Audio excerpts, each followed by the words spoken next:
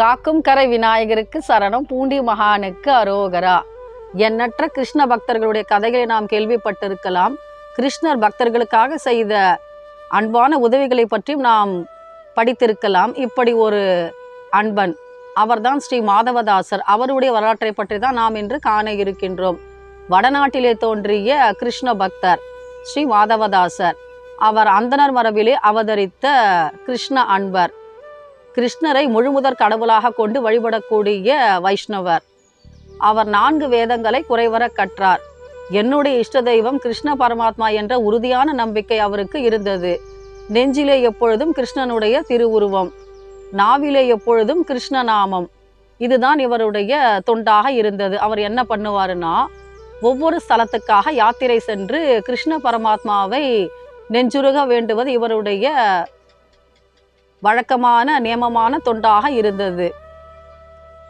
இவர் என்ன பண்றாரு, ஒரு நாள் பூரி ஜெகநாத கஷேத்திரத்துக்கு போக வேண்டும் என்ற ஆசை எழுந்தது. இவர் புறப்படுவதற்கு முன்னாடி ஒரு அற்புதமான வேலையை செய்தார். அது என்னன்னா, அவருக்கு இருக்கக்கூடிய செல்வத்தை உற்றார் உறவினர்களுக்கும் வறியவர்களுக்கும் கொடுத்துவிட்டு வெறும் கையுடன் அவர் புறப்பட்டு சென்று விட்டார். ஏன்னா கிருஷ்ண பரமாத்மாவிற்கு தேவை அன்புள்ளம் தானே. கிருஷ்ண பரமாத்மாவை நித்தமும் நினைத்து கொண்டிருக்கின்ற, அவரை வழிபடுகின்ற நெஞ்சம்தானே அவருடைய கோவிலாக இருந்தது. கிருஷ்ண பரமாத்மாவிற்கு தன்னுடைய அன்பனுக்காக காத்து கொண்டிருந்தார் பூரி ஜெகநாத பெருமாள். இவர் என்ன பண்றாரு, மாதவதாசர் கிளம்பி வராரு. அங்கே பக்கத்திலே கடலிலே நீராடி விட்டு கிருஷ்ண பரமாத்மாவை தரிசனம் செய்வதற்காக காத்து கொண்டிருக்கின்றாராம் ஆலய வளாகத்திலே. அப்பொழுது அர்ச்சகர்கள் பார்க்கின்றார்கள். அவரை கேலியாக பேசுகின்றார்களாம். ஆமாம், வந்து விட்டார் பெரியதாக கிருஷ்ண பரமாத்மாவை சேவிப்பதற்கு. ஏன் ஐயா வந்தது வந்தீர், வெறும் கையா வீசிக்கொண்டு வருவது, இதுதான் நீ பக்தி செய்யக்கூடிய லட்சணமா அப்படின்னு கேள்வி கேட்டு விட்டார்களாம். இவருக்கா மனது கலக்கமாக போய்விட்டது. ஏன்னா இவர் என்ன நினைச்சாருன்னா, பொருள் இருந்தால் நமக்கு செல்வத்தின் மீது ஆசை வந்துவிடும், நாம கிருஷ்ண பரமாத்மாவை நினைப்பதற்கு தடையாக இருக்கும் என்று எண்ணிக்கொண்டு இவர் என்ன பண்றாரு, தன்னுடைய செல்வங்களை எல்லாம் இல்லாதவர்களுக்கு கொடுத்து விட்டு வந்து விட்டார். ஆனால் இங்கே வந்தால் இவர்கள் என்ன சொல்கின்றார்கள், அர்ச்சகர்கள், நீயும் இப்படி வருவதா அப்படின்னு பேசுறாங்களாம். இவருக்கு கொஞ்சம் சங்கடமாக போய்விட்டது. அவர் என்ன பண்றாரு, யார்கிட்டையும் பேசல, தரிசனமும் செய்ய முடியவில்லை. ஏன்னா அர்ச்சகர்கள் என்ன நினைக்கிறாங்க, தட்டிலே காசு போட்டால் ஒழிய உனக்கு நாங்கள் தரிசனத்தை அற்புதமாக காண்பிப்பதற்கு இல்லை என்று உறுதியாக இருக்கின்றார்கள். மாதவதாசர் சற்றும் சளைக்கவில்லை. அவர் என்ன பண்றாரு, மண்டபத்திலே அமர்ந்து விட்டார். பசியும் பட்டினியுமாக 3 நாள் தொடர்ந்து அப்படியே நியமத்திலேயே அமர்ந்து விட்டார், நிஷ்டையிலேயே. அர்ச்சகர்கள் கண்டும் காணாததும் போல செல்கின்றார்களாம். இவர் 3 நாட்கள் பட்டினியாக இருந்தால் கிருஷ்ண பரமாத்மா பொறுத்து கொள்வாரா? அவர் சொல்கின்றாராம் ருக்மிணி பிராட்டியிடம், என்னுடைய அன்பன் இங்கே பசியோடு காத்து கொண்டிருக்கின்றான் என்னை பார்ப்பதற்காக. அவனுடைய பசி எனக்கு பொறுக்கவில்லை, நீ ஏதாவது சாப்பிட எடுத்துக்கொண்டு போக வேண்டும் அப்படின்னு கேட்கும் பொழுது ருக்மிணி பிராட்டி என்ன பண்றாங்க, அழகான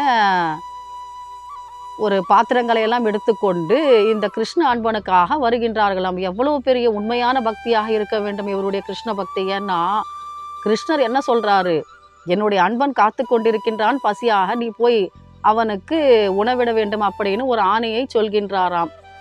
ருக்மிணி பிராட்டி என்ன பண்றாங்க, தங்க வட்டிலை கொண்டு இந்த பக்தனுக்காக சாப்பாட்டை எடுத்துக்கொண்டு வருகிறார்களாம், அறுசுவை அன்னங்களை. இவர் பசி மயக்கத்திலே படுத்து கொண்டிருக்கின்றார். அப்பொழுது ருக்மிணி பிராட்டி வந்து எழுப்புகின்றார்களாம்.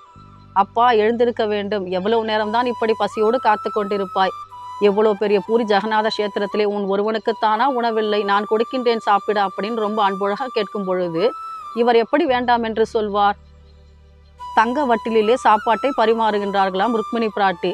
இவரும் ஆவலோடு சாப்பிட்டு விடுகின்றார். ஆனால் சாப்பிட்டு முடித்தவுடன் கை அலம்புவதற்கு தண்ணீரும் கொடுக்கின்றார்களாம். எவ்வளோ பெரிய சேவையை செய்கின்றார்கள்.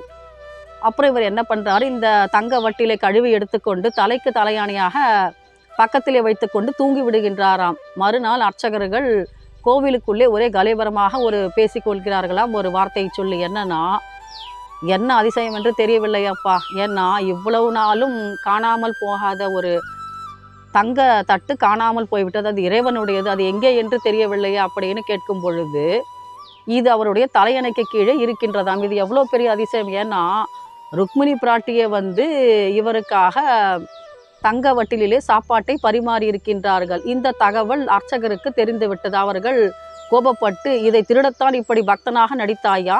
அதற்காகத்தான் 3 நாட்கள் இப்படி கன்னமிடுவதற்காக ஒன்றும் அறியாதது போல நீ இங்கே படுத்து கொண்டிருந்தாயா அப்படின்னு அவரை தூஷிக்க ஆரம்பித்து விட்டார்களாம்.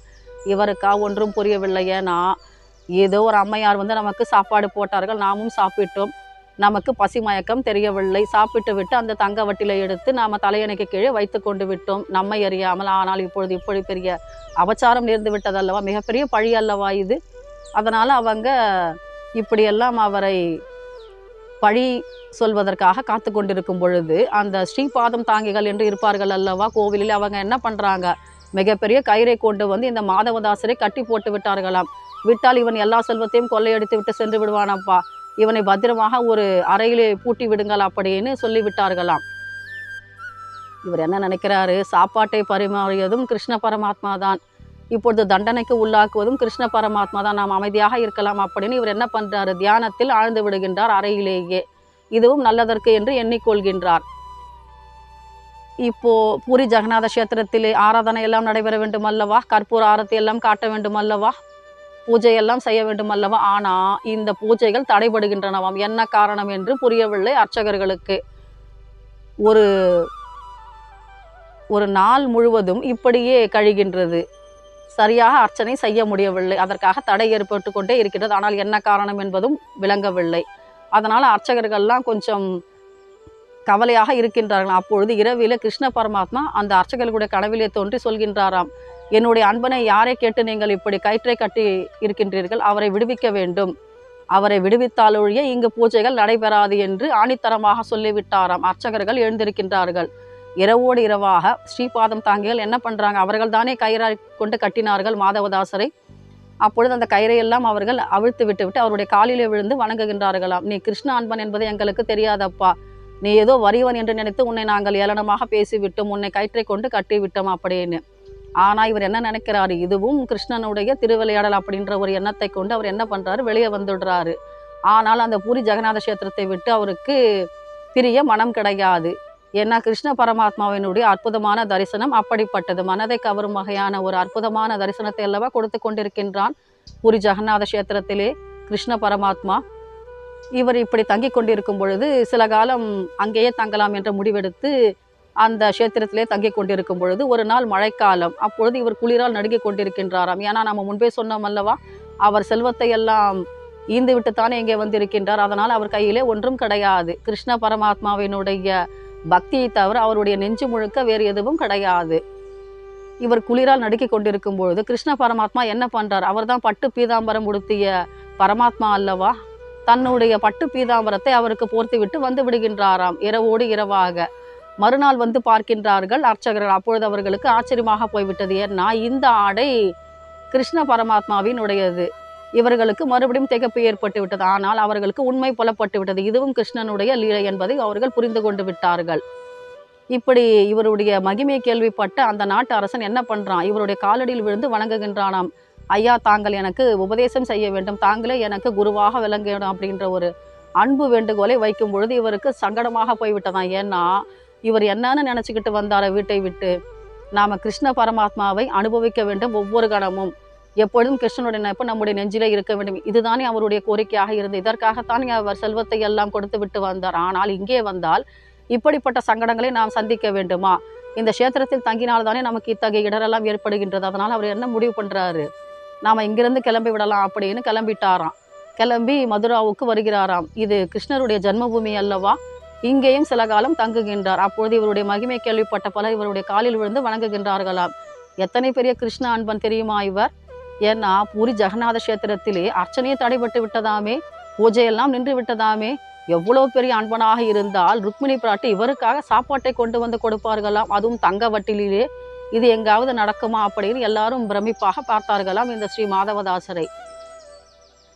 இவர் மதுராபுரியில் தங்கியிருக்கும் பொழுது இவருக்கு மறுபடியும் ஒரு சங்கடம் ஏற்பட்டது. என்னன்னா, இவருக்காக தினம்தோறும் சாப்பாட்டை யார் எடுத்து கொண்டு வந்து தருவார்கள், இவர் தனியர் அல்லவா. அதனால அப்பொழுது கிருஷ்ணர் என்ன பண்றாராம், இவரோடு சேர்ந்து உணவருந்த வருகின்றாராம் ஒவ்வொரு நாளும். இது இவருக்கு கிடைத்த அன்பு பரிசல்லவா, கிருஷ்ணனுடைய அருமையான பரிசாக இது அவருக்கு அமைந்தது. இப்படி 2 பேரும் சாப்பிட்டு கொண்டிருப்பார்களாம், மாதவதாசரும் கிருஷ்ண பரமாத்மாவும்.